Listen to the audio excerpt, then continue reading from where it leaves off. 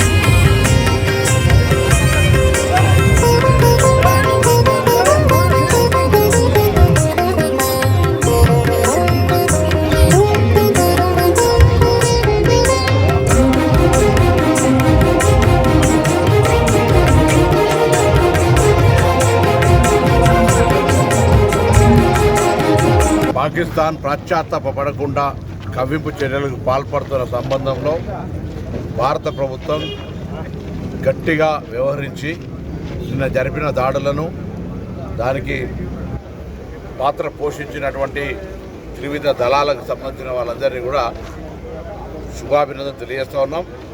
రాజకీయాలు లేవు వల్ల భారతదేశము సరిహద్దు అంతర్గత భద్రతకు సంబంధించి Congress party working committee Rahul Gandhi గారి నాయకత్వంలో స్పష్టంగా చెప్పినారు. భారత ప్రభుత్వ చర్యలకు మేము మద్దతునిస్తామని చెప్పి దేశ ప్రజలందరూ కూడా కోరుకుంటున్నారు. అంతర్గతంగా భద్రతంగా ఉండాలి, సరిహద్దుకు సంబంధించి ఎక్కడ కూడా తల ఉగ్గకుండా దయాదు దేశాలు ఎవరు వచ్చినా సరే బుద్ధి చెప్పే విధంగా వ్యవహారం కఠిన నిర్ణయాలు తీసుకోవాలని కోరుతున్నాం. ఈరోజు తెలంగాణ ప్రజలు కూడా ఎవరు కూడా ఆందోళన చెందే అవసరం లేదు.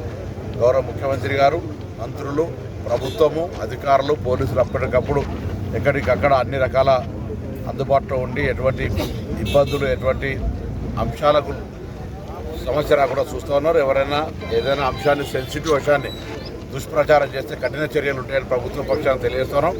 ముఖ్యంగా హైదరాబాద్ ఇన్ఛార్జి మంత్రిగా హైదరాబాద్ సంబంధించినటువంటి ఎప్పటికప్పుడు పోలీసు, రెవెన్యూ తదితర అధికారులతోటి కోఆర్డినేట్ చేస్తూ ఉన్నాం.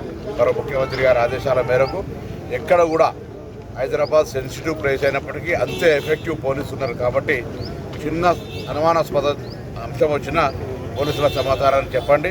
మనకు మిలిటరీ కేంద్రాలు, కంటోన్మెంట్స్ ఏరియాలు ఉన్నాయి. మనమంతా కూడా మనందరికీ అండగా ఉంటూ ఒక కాన్ఫిడెన్స్ క్రియేట్ చేయాల్సిన అవసరం ఉన్నది.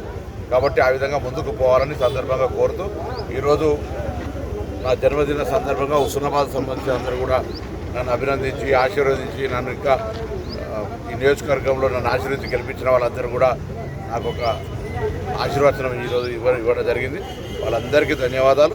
తప్పకుండా భగవంతుని ఆశీర్వచనంతో, నా నియోజకవర్గ ప్రజల ఆశీర్వచనంతో, నాయకుల యొక్క సహకారంతో నియోజకవర్గాన్ని అన్ని రంగాల విద్య, వైద్య, వ్యవసాయ, పారిశ్రామిక, టూరిజంతో సహా అన్ని రకాల ఉపాధి అవకాశాలను మెరుగుపరిచే విధంగా అభివృద్ధి చేయడానికి ఆ భగవంతుడు నాకు శక్తిని ఇవ్వాలని సందర్భంగా వేడుకుంటాం.